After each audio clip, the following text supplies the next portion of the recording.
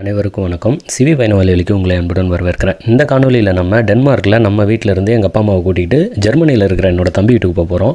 அதுக்கு முன்னாடி என்னோடய அலுவலகத்துக்கு கூட்டிகிட்டு போய் நான் எங்கள் அப்பா அம்மாவுக்கு காட்டணும்னு நினச்சேன். வாங்க அங்கே போய் பார்ப்போம். இது வரைக்கும் அவங்க என் அலுவலகத்தை காணொலியில் கூட பார்த்ததே கிடையாது. வாங்க போகலாம். நான் வேலையை முடிச்சுட்டு 1 மணி நேரத்துக்கு ஒரு தடவை நடந்து வருவேன்னு சொன்னால அது இங்கே தான் இருக்குது. சும்மா கண் எரிச்சலாக இருக்குதுன்னா வெளியே வந்து 1 மணி நேரத்துக்கு ஒரு தடவை அப்படியே சுற்றி நடந்து வருவேன்னு. இப்படி போனால் பெரிய பூங்கா இருக்குது இந்த வீட்டுக்கு பின்னாடி. இந்த மாதிரி மரம் சுற்றி அங்கங்கே வச்சுருப்பாங்க, செடி நிறைய வச்சுருப்பாங்க.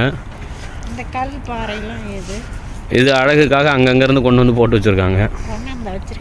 பின்ன அங்கேயே கிடக்குதுன்னு நினச்சியா? அதெல்லாமே திட்டமிட்டு கொண்டு வந்து வச்சுருக்குறாங்க. அது மேலே சும்மா உட்காரலாம்.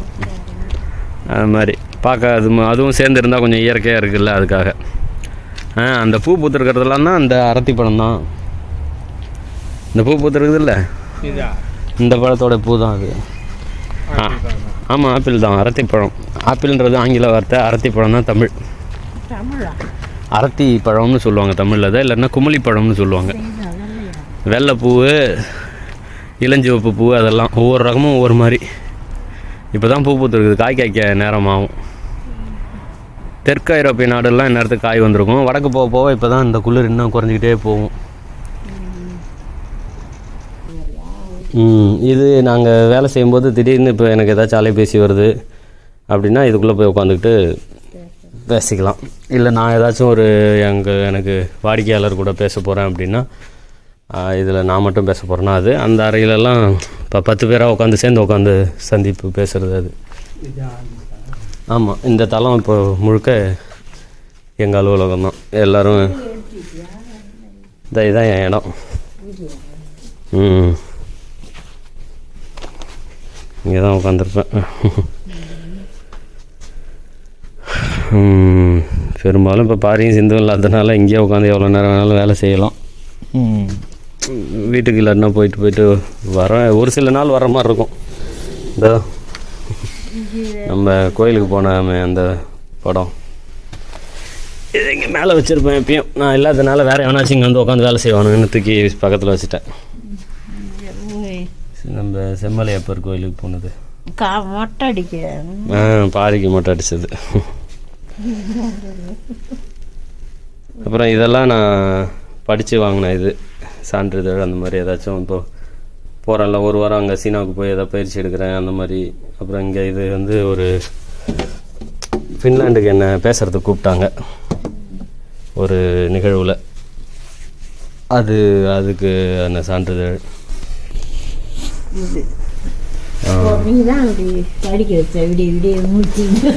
அம்மா தான் படிக்க வச்சதை விடிய முடிச்சுக்கிட்டு கூடவே இருக்கும். இது யாரு இதெல்லாம்?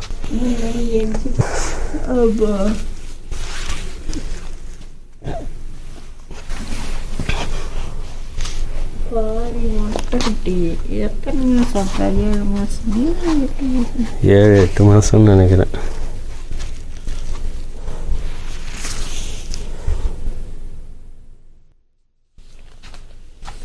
இது எடுக்க தான் வந்தேன்.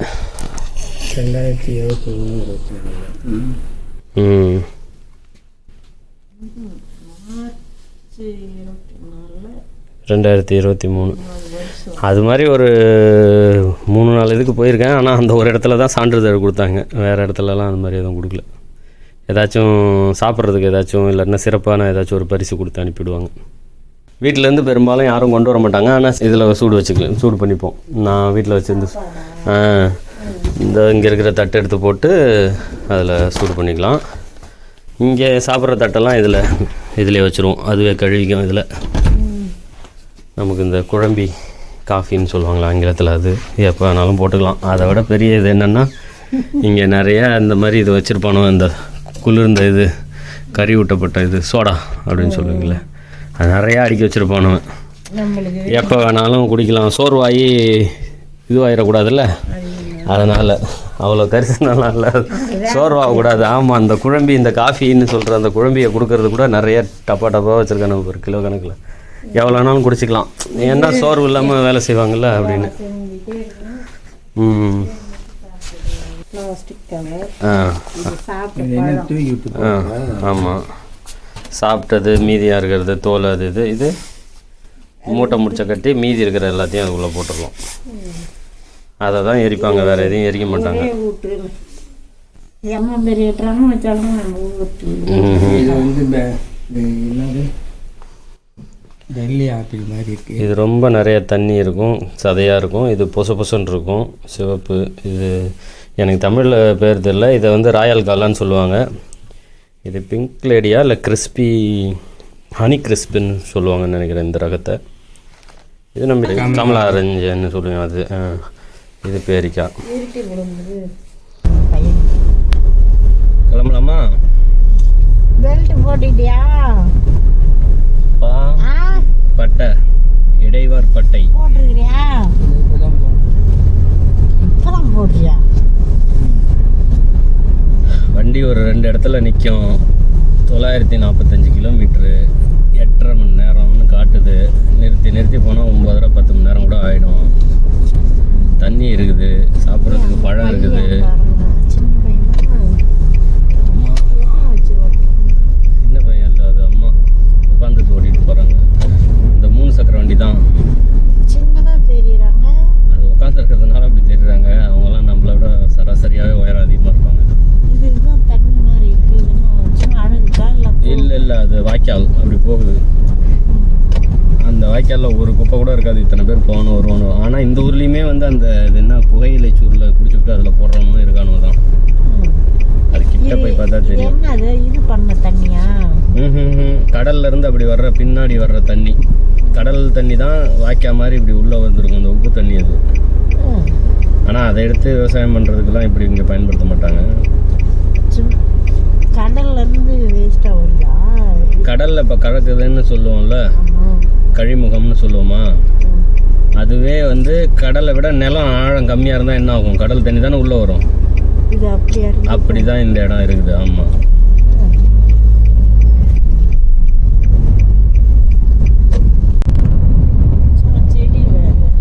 செடி புல் அதையும் வந்து வெட்டுவாங்க. ரொம்ப அதிகமாக வளர்ந்துருச்சுன்னா அது இந்த சாலைக்கு வந்து படர்ந்து வந்துடும்ல எல்லாருனா, அதையும் வந்து அதை வெட்டி ஒவ்வொரு ஆண்டும் 2-3 தடவை வெட்டி அதை உப்புரவு பண்ணி பண்ணுவாங்க. நானும் அதான் நினச்சேன். அது மாதிரியும் யோசித்து இப்போ தான் இவங்க திருந்தி இருக்கிறாங்க. வெறுமனே புல் வளர்க்குறதே அதை ஏதாச்சும் பயன்படுத்தலாமேன்னு சொல்லி நம்ம தங்கியிருக்கிற வீட்டுக்கு பக்கத்தில் ஒரு இடம் இருக்குது. அந்த நிறுவனத்தில் என்ன பண்ணியிருப்பாங்கன்னா சுற்றி புல் தான் இருக்கும். ஆனால் ஒரே மாதிரியான புல்லை வளர்க்குறதுனால என்ன ஆயிடுச்சுன்னா இங்கே வந்து அந்த பல்லுயிர் பெருக்கம் வந்து குறைஞ்சி போச்சு. பூச்சி இல்லை, வண்டு இல்லைன்னு சொல்லி இதே மாதிரி ஒரே மாதிரியாக புல்லெல்லாம் இனிமேல் வளர்க்கக்கூடாதுன்னு சட்டம் போட்டாங்க. மாற்றி தூவி விடுங்க, எல்லா விதையும் தூவி விடுங்க, எல்லா புல்லும் கச்சமச்சான்னு முளையிட்டோம். அப்போ தான் வண்டு, தேனி, எல்லா ஈயும் வரும். அதெல்லாம் வேணும். அதெல்லாம் இல்லைன்னா உலகம் நிலையாக இருக்காதுன்றது தான் இவங்க அறிவியலாளர்கள். எல்லா உயிரும் இருந்தால் தான் உலகம் இருக்கும், சரியாக இருக்கும்ன்றது அவங்களுடைய கருத்து. அது உண்மையும் கூட. நம்ம பல ஆயிரம் வருஷமாக சொல்கிற கருத்து தான். வள்ளுவர் சொல்கிறது தான், பகுத்துண்டு பல்லுயிர் ஓம்புதல் நூலோர் தொகுத்தவற்றுள் எல்லாம் தலைன்னு சொல்லுவார் வள்ளுவர். அது அவனும் ஆவாதவனை சொல்கிற கதை. ஏன் ஒருத்தரால் அப்படி எழுத முடியாதா? எழுதலாம். இவனுக்கு என்னன்னா தமிழனுக்குன்னு எந்த பெருமை இருந்தாலும் அது ஒருத்தன் எழுதிருக்க முடியாது அப்படின்னு ஒரு கதையை கிளப்பிவிட்டுற வேண்டியது. 100 பேர் எழுதுந்த இவனு என்ன வேலையெல்லாம் செய்வானுங்களோ அது எல்லாத்தையும் அவனுங்க பேரில் சொல்கிறது. இவனு திட்டத்தனம் பண்ணுறது எல்லாத்தையும் விருப்பமானதை செஞ்சால் தானே சிறப்பாக செய்ய முடியும். விருப்பம் இல்லாததை காசுக்காக மட்டுமே செஞ்சால் சிறப்பாக எப்படி செய்ய முடியும்? இப்போ முன்னாடி வந்து இந்த தீவுக்கும் அந்த தீவுக்கும் நடுவில் கப்பல் போய்கிட்டு இருக்கும். அந்த கப்பலில் வந்து தொடர் வண்டி ஏற்றிப்பாங்க. அப்போ பெரிய சுமை வந்து பெரிய வண்டி பார்த்தி அதையும் ஏற்றிப்பாங்க. நம்மளை மாதிரி போகிற வண்டியையும் ஏற்றிப்பாங்க. 100 வண்டி 50 வண்டின்னு ஏற்றிக்கிட்டு இந்த கப்பலில் கொண்டு போய் அந்த பக்கம் இறக்கி விடுவாங்க. இது இப்போன்னா ஒரு 20 வருஷம் இதுன்னு நினைக்கிறேன். 20 வருஷம் அந்த மாதிரி. இதில் போனதில்லை. இங்கேருந்து நாங்கள் நார்வேக்கே போயிருக்கோம் அந்த பெரிய கப்பலில். வேணா உங்களுக்கு போவோம், அந்த தடவை பார்ப்போம் நேரப்படுதான்னு. ஆமாம், அந்த பக்கம் அந்த தீவுலேருந்து இப்போ இந்த தீவுக்கு இடையில் ஒரு 11 கிலோமீட்டர் இருக்குன்னு நினைக்கிறேன். ஆமாம், தம்பி வீட்டுக்கு இப்படி தான் போகணும். எப்பயுமே இப்படி தான் போயிட்டு வந்துட்டு இருக்கோம் நாங்கள். இந்த தூணில் போகுது பார்த்தியா பெரிய கம்பி, அதில் தான் இந்த இந்த நம்ம போகிற இந்த சாலையே அதில் தான் தொங்கிட்டு இருக்குது. கீழே வேற எதுவும் இல்லை, கீழே முட்டும் இல்லை. இந்த தூணு, அந்த தூண்லேருந்து இந்த கம்பியாக தொங்குது. அந்த கம்பியில் தான் கட்டி இருக்குது நம்ம போகிற சாலையை. அது அங்கேருந்து வரும்போது இந்த சாலையில் எதுக்கு இத்தனை கொடி வச்சுருக்காங்கன்னா, அங்கே ஜெர்மனிலேருந்து நீங்கள் வந்து இந்த நார்டிக் நாடுகளை நுழையிறீங்க. நார்டிக் நாடுகள்னால் ஸ்வீடன், நார்வே, டென்மார்க்கு, ஃபின்லாண்டு, அது எல்லாத்துக்கும் அதுதான் கொடி. ஐஸ்லாந்து அந்த ஊர் தான் ஃப்ளன்ஸ்பர்கு.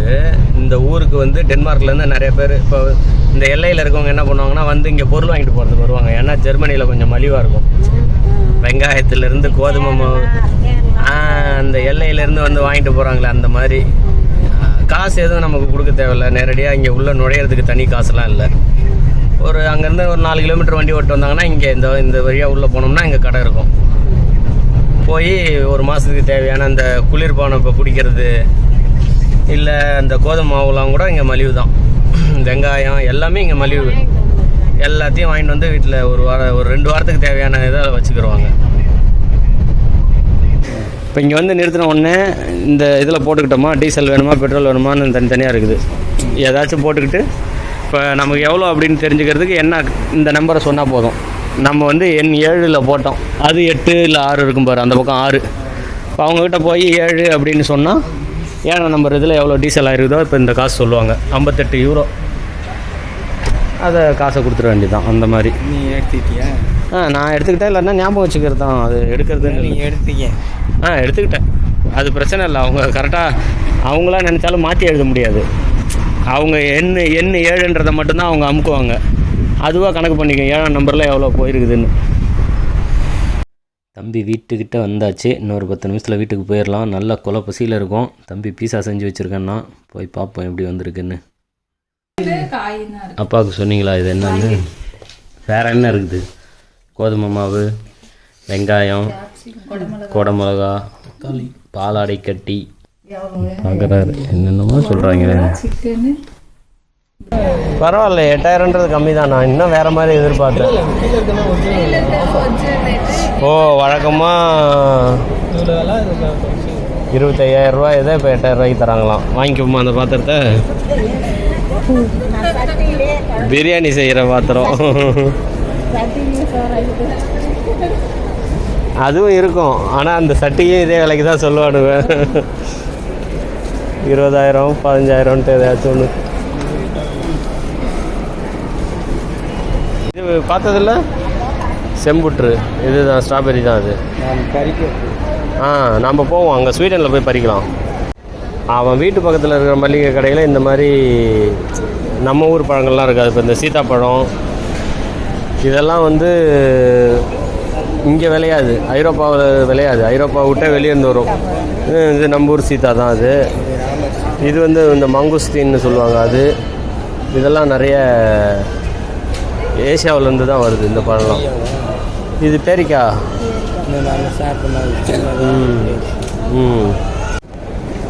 இது ஒரு டைம் வீட்டுக்கு கொண்டு வந்தனும்.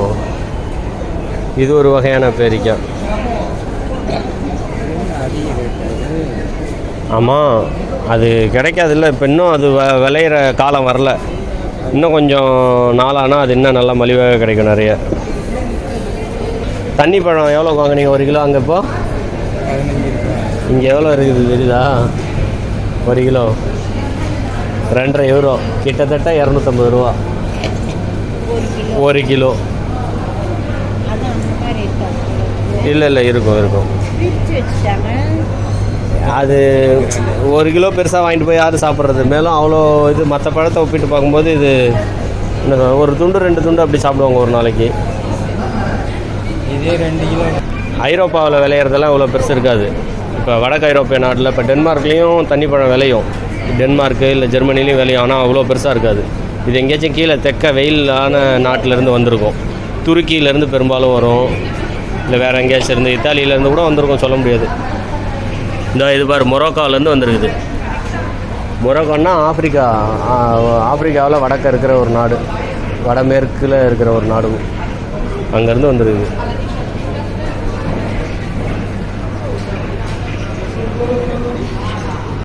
இது நம்ம மற்ற கடை எல்லாமே நம்ம ஊர் கறிக்கடை மாதிரியான கடை. நல்ல இதெல்லாம் ஆட்டுக்கறியெல்லாம் வாங்கணுன்னா இங்கே தான் வரணும். இது செம்மறி ஆடு தான் இருக்குமா இல்லை இதுவும் இருக்குமா தம்பி? இங்கே செம்மறி ஆடு தான். அவருக்கு நம்ம 1000 வயசு இருக்கும். ஏப்பா 1000 வயசு இருக்குமா அந்த ஆளுக்கு? ஏன்னா 70-72 வயசு வரைக்கும் இங்கே வேலை செய்வாங்க. அதுக்கப்புறம் தான் வந்து ஓய்வு இப்போ பணம் வரும். அனைவருக்கும் நன்றி, வணக்கம் மக்களே. நம்ம ஜெர்மனி சுற்றி பார்க்குறதுக்கு முன்னாடி நேரடியாக வந்து சுவிட்சர்லாந்து போயிடலாம் அப்படின்னு சொல்லி முடிவு பண்ணியிருக்கோம். அடுத்த காணொலியில் நேரடியாக சுவிட்சர்லாந்துலேருந்து ஆரம்பிப்போம். தொடர்ந்து பாருங்கள். அனைவருக்கும் நன்றி, வணக்கம்.